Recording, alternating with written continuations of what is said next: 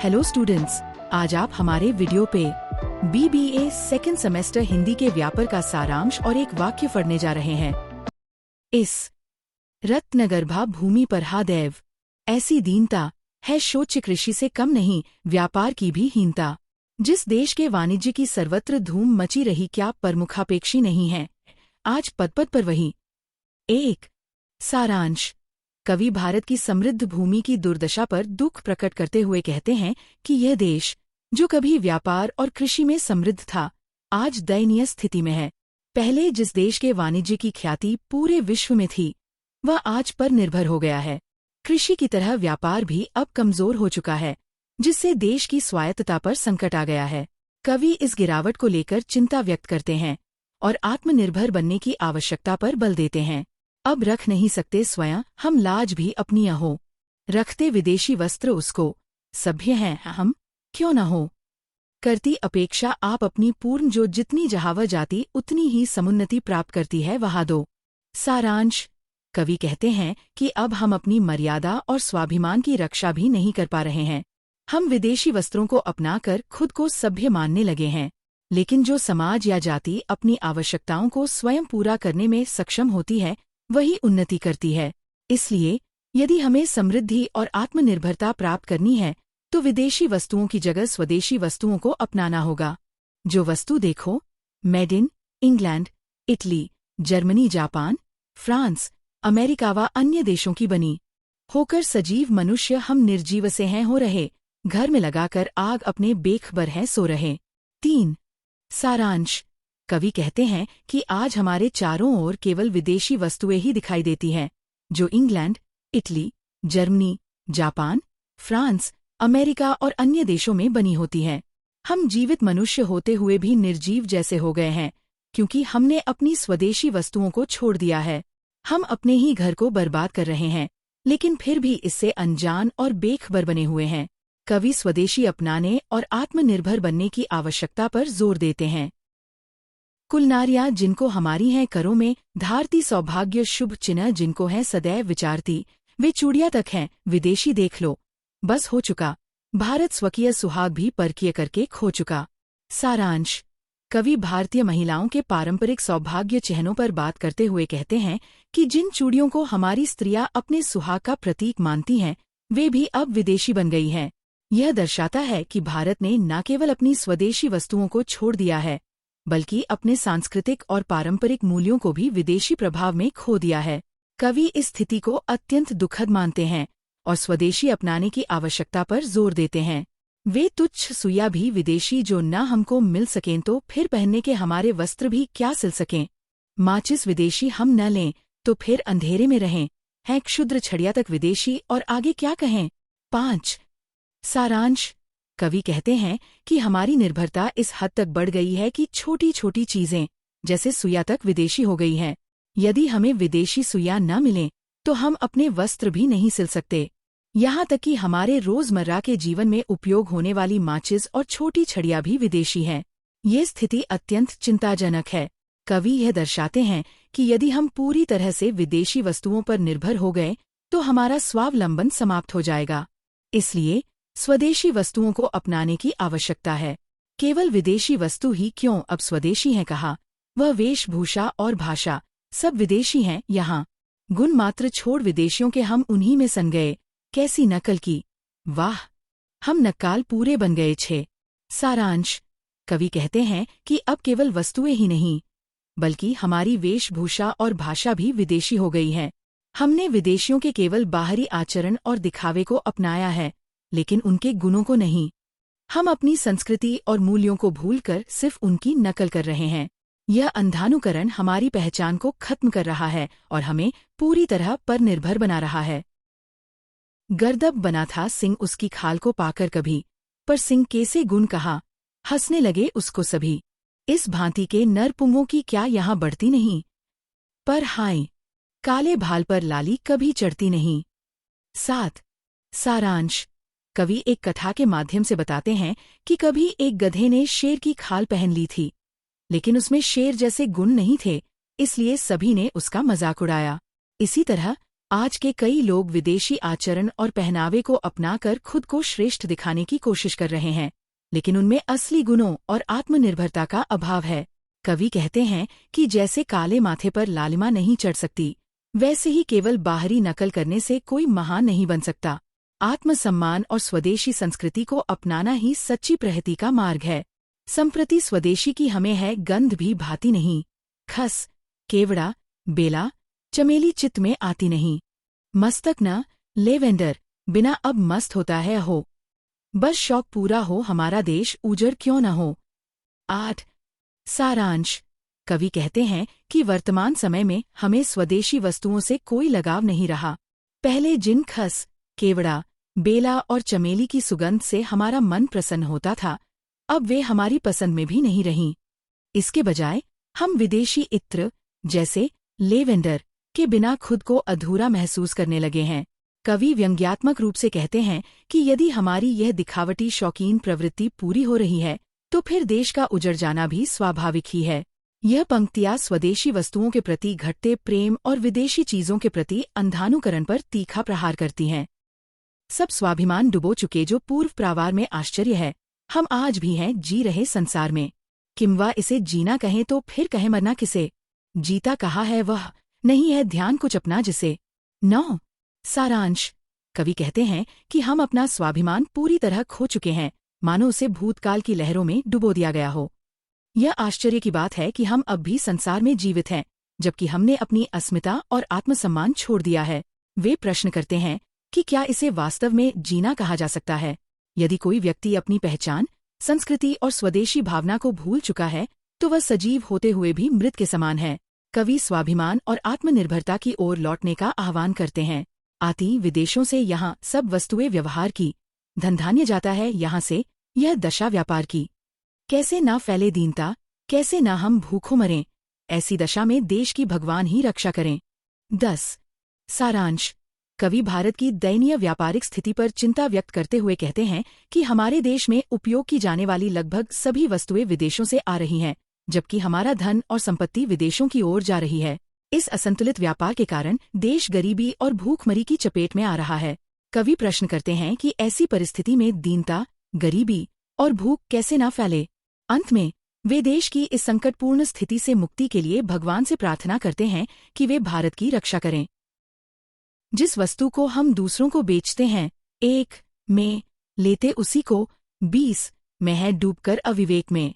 जो देश कच्चा माल ही उत्पन्न करके शांत है, उसका पतन एकांत है, सिद्धांत यह निर्भांत है।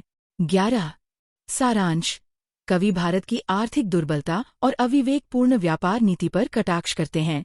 वे कहते हैं कि हम जिस वस्तु को विदेशी बाजारों में सस्ते दामों पर बेचते हैं, उसी वस्तु को अत्यधिक महंगे दामों में वापस खरीदते हैं। यह हमारी मूर्खता और विवेकहीनता को दर्शाता है। कवि स्पष्ट करते हैं कि जो देश केवल कच्चा माल उत्पन्न करता है और स्वयं उसे संसाधित करके उपयोगी वस्तुओं में बदलने की क्षमता नहीं रखता, उसका पतन निश्चित है। यह एक अटूट सिद्धांत है कि आत्मनिर्भरता के बिना कोई भी देश समृद्ध नहीं हो सकता। अतः भारत को स्वदेशी उत्पादन और आत्मनिर्भरता की ओर अग्रसर होना चाहिए। राली ब्रदर इत्यादि को हम बेचते जो माल हैं, लेते वही 15 गुने तक मूल्य में तत्काल हैं। आता विलायत से यहाँ वह माल नाना रूप में, आश्चर्य क्या फिर हम पड़े हों जो अंधेरे कूप में। 12 सारांश। इस कविता की पंक्तियां व्यापार और आर्थिक असमानता को दर्शाती हैं। इसमें कहा गया है कि व्यापारी, राली ब्रदर आदि जो माल बेचते हैं, वही माल वे बहुत ही कम कीमत में खरीदते हैं और इसे कई गुना अधिक मूल्य पर बेचते हैं। यह व्यापारिक शोषण और आर्थिक विषमता की ओर संकेत करता है। इसके बाद कवि इंगित करता है कि यह माल विदेश, विलायत से विभिन्न रूपों में यहाँ आता है और इस शोषणकारी व्यवस्था के कारण हम अज्ञानता और गरीबी के अंधकार में पड़े हुए हैं। अर्थात विदेशी व्यापार और आर्थिक नीतियों के कारण देश की जनता नुकसान में रहती है और अंधकारमय स्थिति में बनी रहती है। हम दूसरों को 500 की बेचते हैं, जब रूई सानंद कहते हैं कि हमको आय क्या अच्छी हुई, पर दूसरे कहते कि ठहरो डॉट, वस्त्र जब हम लाएंगे तब और 4500 लेकर तुम्हीं से जाएंगे। 13 सारांश। इस कविता की पंक्तियां आर्थिक शोषण और व्यापारिक असमानता को उजागर करती हैं। इसमें बताया गया है कि जब हम भारतीय रुई को केवल 500 रुपए में बेचते हैं तो हमें ये लगता है कि हमने अच्छा लाभ कमा लिया, लेकिन वास्तविकता कुछ और ही होती है। विदेशी व्यापारी अथवा ब्रिटिश इस रुई से कपड़ा बनाकर उसे अत्यधिक ऊंची कीमत 4,500 रुपए में हमें ही बेचते हैं। यह स्थिति दिखाती है कि कैसे कच्चे माल को सस्ते में खरीदकर उसे तैयार उत्पाद बनाकर महंगे दामों में बेचा जाता है, जिससे भारतीय अर्थव्यवस्था को नुकसान होता है और उपनिवेशवादी शक्तियां लाभ कमाती हैं। हाँ, आप आगे दौड़कर हम दीनता को लेकर खिलौने, कांच आदि का निधन है दे रहे। आवश्यकीय पदार्थ अपने यदि बनाते हम यहीं तो हानि होकर यूं हमारी दुर्दशा होती नहीं। 14 सारांश। इस कविता की पंक्तियां विदेशी व्यापार के कारण भारत की आर्थिक शोषण की स्थिति को दर्शाती हैं। इसमें बताया गया है कि हम अपनी आवश्यक चीजें खुद बनाने के बजाय विदेशों से महंगे दामों पर खरीद रहे हैं। इसके बदले में हम अपने देश का अन्न, धन और अन्य कीमती संसाधन सस्ते में दे रहे हैं। यदि हम आवश्यक वस्तुओं का उत्पादन अपने ही देश में करते तो हमें इस तरह का नुकसान नहीं उठाना पड़ता और हमारी दुर्दशा नहीं होती। यह स्वदेशी आंदोलन और आत्मनिर्भरता की आवश्यकता पर जोर देती है ताकि विदेशी व्यापार के कारण होने वाली आर्थिक हानि को रोका जा सके। लेकर विदेशी टीन हम सानन चांदी दे रहे देकर तथा सोना निरंतर है गिलट हम ले रहे। हम कांच लेकर दूसरों को दे रहे हीरे खरे, निज रक्त के बदले मदोदक ले रहे हैं। हाँ हरे 15 सारांश। इस कविता की पंक्तियां भारत के आर्थिक शोषण और विदेशी व्यापार की असमानता को दर्शाती हैं। इसमें कहा गया है कि हम अपनी कीमती संपत्तियां जैसे चांदी और सोना विदेशी व्यापारियों को देकर बदले में सस्ती और कम मूल्य की वस्तुएं जैसे टीन और गिलट प्राप्त कर रहे हैं। हम अपनी बेशकीमती चीजें जैसे हीरे दूसरों को दे रहे हैं और बदले में साधारण कांच ले रहे हैं। यह हमारे लिए हानि का सौदा है। यहाँ तक कि हम अपने खून पसीने की कमाई के बदले में केवल व्यर्थ की वस्तुएं जैसे मदिरा ले रहे हैं, जिससे हमारे समाज और अर्थव्यवस्था को गहरा नुकसान हो रहा है। ये पंक्तियां विदेशी व्यापार से होने वाली हानि और हमारी आर्थिक दास्ता पर गहरा कटाक्ष करती हैं। जो दिव्य दर्शन शास्त्र की विख्यात है जन्मस्थली, पहले जहाँ पर अंकुस्ती हो सभ्यता खुलीफली। संगीत, कविता, शिल्प की जननी वही भारत मही, होगी किसे स्पर्धा कहे जो प्रमुखापेक्षी रही। 17 सारांश। इस कविता की पंक्तियां भारत की महान सांस्कृतिक और बौद्धिक विरासत को उजागर करती हैं। इसमें बताया गया है कि भारत वह भूमि है जहां दिव्य दर्शन और महान शास्त्रों का जन्म हुआ। यह वही पावन भूमि है जहां सभ्यता विकसित हुई और समृद्ध हुई। भारत संगीत, कविता और शिल्पकला की जननी रही है। लेकिन यदि कोई राष्ट्र अपनी महानता को भूलकर दूसरों पर निर्भर हो जाता है और आत्मनिर्भर नहीं रहता तो उसकी प्रतिष्ठा कम हो जाती है। कवि इस पंक्ति के माध्यम से आत्मनिर्भरता पर जोर देते हैं और पराधीनता की मानसिकता की आलोचना करते हैं। इतिहास में इस देश की वाणिज्य वृद्धि प्रसिद्ध है, अन्यान्य देशों से वहाँ संबंध इसका सिद्ध है। बनकर यहाँ वर वस्तुएं सर्वत्र ही जाती रहीं, नरर्चित कहलाती न थीं, सुरर्चित कहलाती रहीं। 18 सारांश। इस कविता में भारत की प्राचीन वाणिज्यिक समृद्धि और व्यापारिक गौरव का उल्लेख किया गया है। इसमें बताया गया है कि भारत का व्यापार प्राचीन समय से ही विश्वभर में प्रसिद्ध था और विभिन्न देशों के साथ इसके व्यापारिक संबंध स्थापित थे। यहाँ बनी हुई वस्तुएं केवल साधारण मानव निर्मित नहीं मानी जाती थीं, बल्कि उनकी उत्कृष्टता और सुंदरता के कारण उन्हें सुरर्चित, देवताओं द्वारा निर्मित कहा जाता था। इससे भारत की समृद्ध हस्तकला, कला और उद्योग की महत्ता स्पष्ट होती है, जो पूरी दुनिया में प्रशंसित थी। हिंदू कला कौशल्य पर संसार मुग्ध बना रहा। जग में बिना संकोच सबने अद्वितीय इसे कहा। हारूर शीद तथा प्रतापी शालमेंगन की सभा है हो चुकी विस्मित निरख कर भारतीय पटप्रभा। 19 सारांश। इस कविता में भारत की अद्वितीय कला और कौशल की महिमा का वर्णन किया गया है।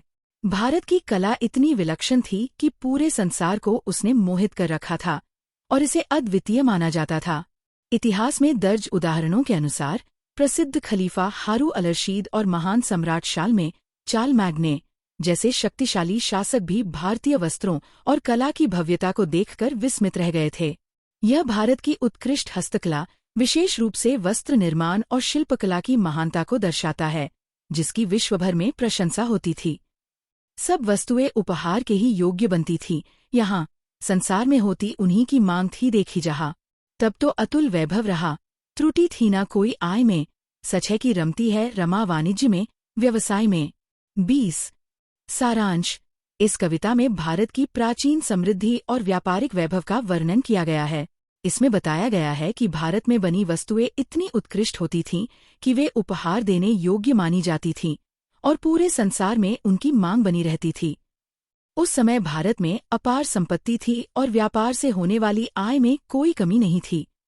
कवि कहते हैं कि रमा, धन की देवी लक्ष्मी, वास्तव में व्यापार और वाणिज्य में ही निवास करती हैं।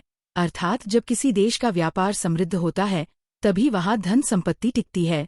यह पंक्तियां भारत की आर्थिक स्वर्णिम गाथा को दर्शाती हैं, जब वह दुनिया के समृद्धतम देशों में गिना जाता था। है आज कश्मीरे विदेशी नाम पर जिसके चले, बनते दुशाले हाय। थे कश्मीर में कैसे भले, है विदित बंगाली किनारी धोतियों की आज भी, पर है विदेशी आज वह, आती न हमको लाज भी।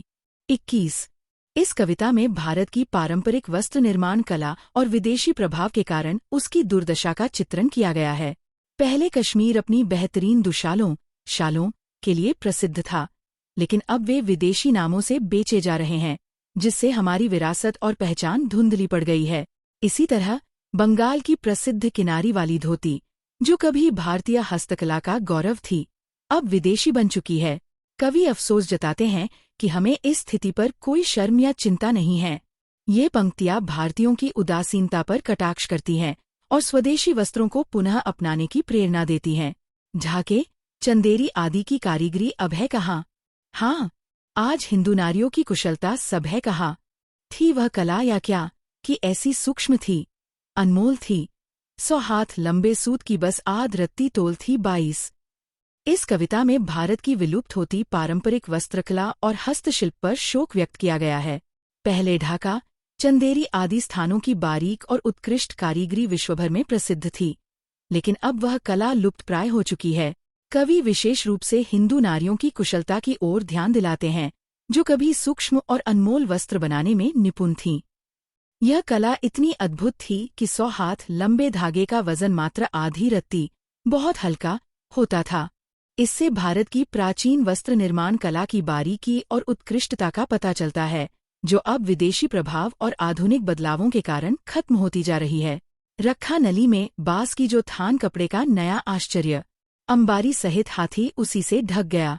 वे वस्त्र कितने सूक्ष्म थे, कर लोग कई जिनकी तहें शहजादियों के अंग फिर भी झलकते जिनमें रहे 23।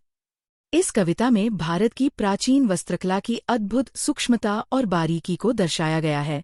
कवि बताते हैं कि भारतीय कारीगर इतने महीन और हल्के वस्त्र बनाते थे कि पूरा कपड़े का थान बांस की नली में समा जाता था, यानी वे अत्यंत पतले होते थे।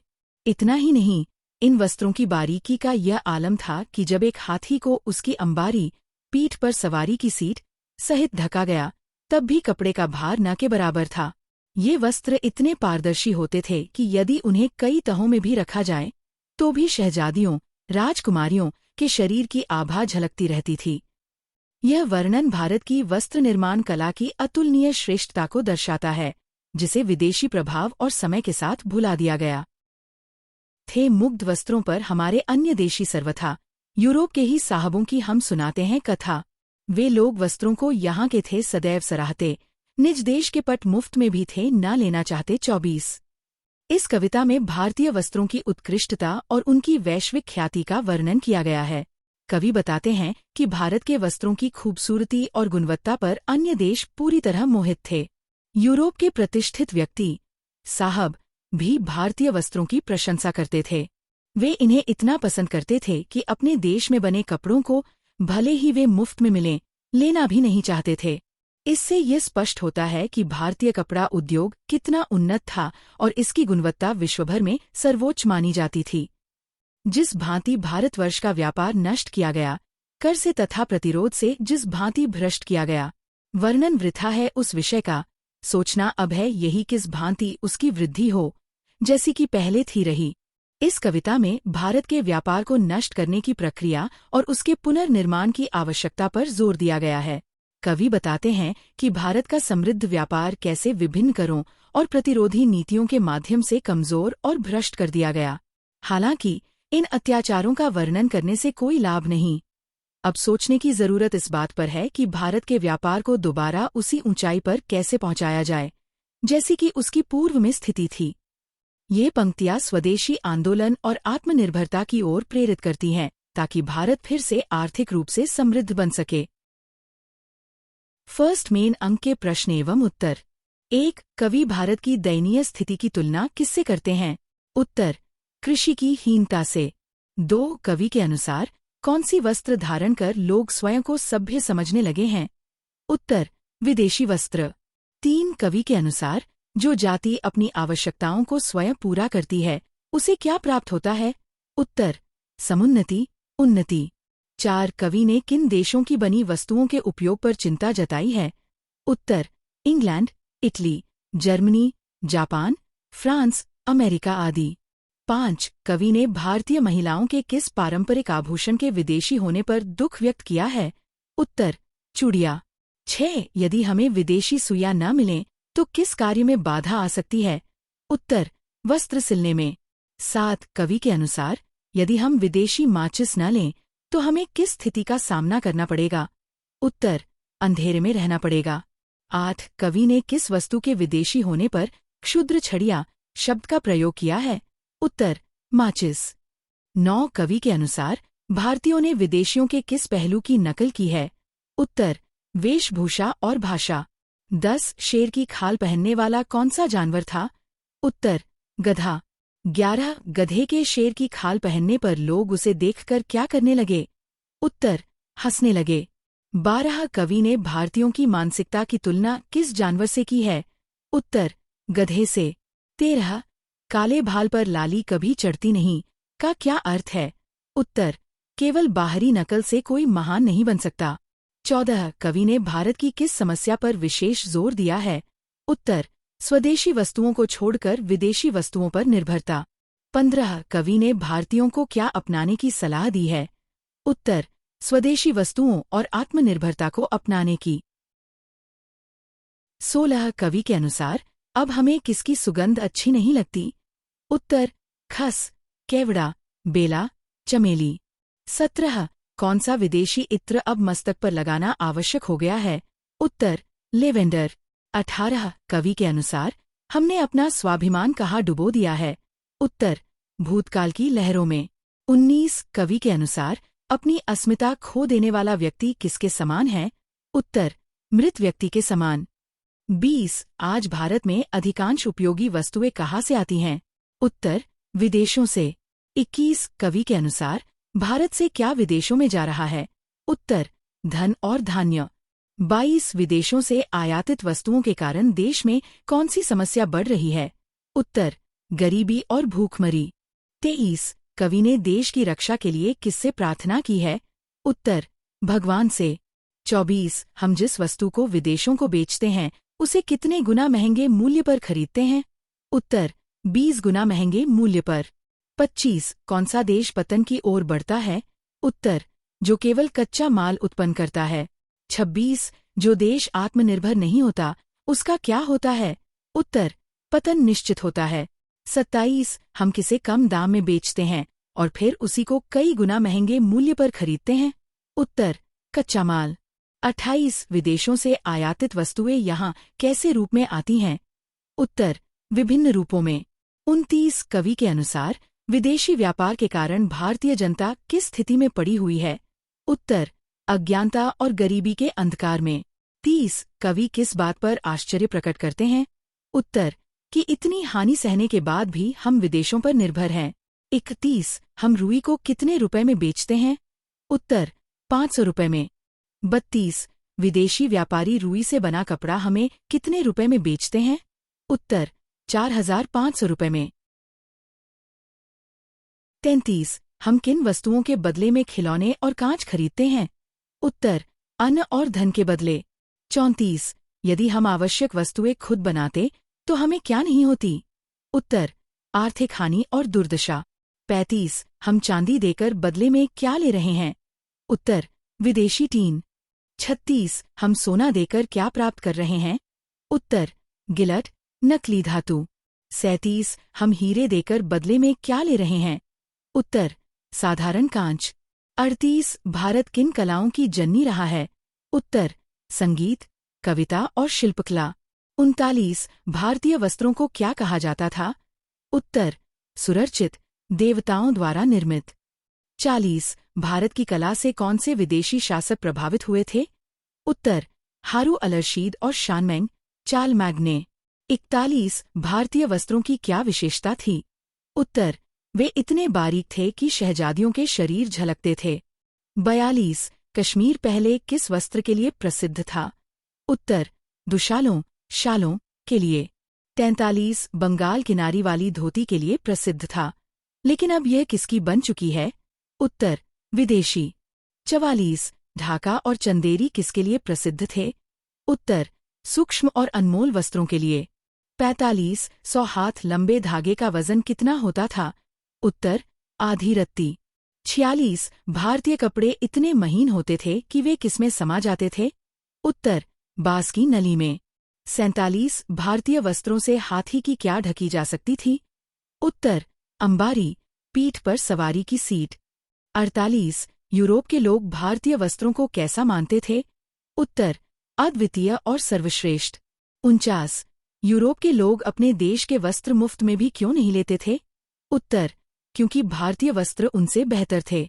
50 भारत के व्यापार को किस तरह नष्ट किया गया? उत्तर कर और प्रतिरोधी नीतियों के माध्यम से। 51 अब हमें किस पर विचार करना चाहिए? उत्तर भारत के व्यापार को फिर से समृद्ध करने पर। अगर आपको ये वीडियो अच्छी लगी हो तो लाइक, शेयर और हिंदी गुरु चैनल को सब्सक्राइब कीजिए।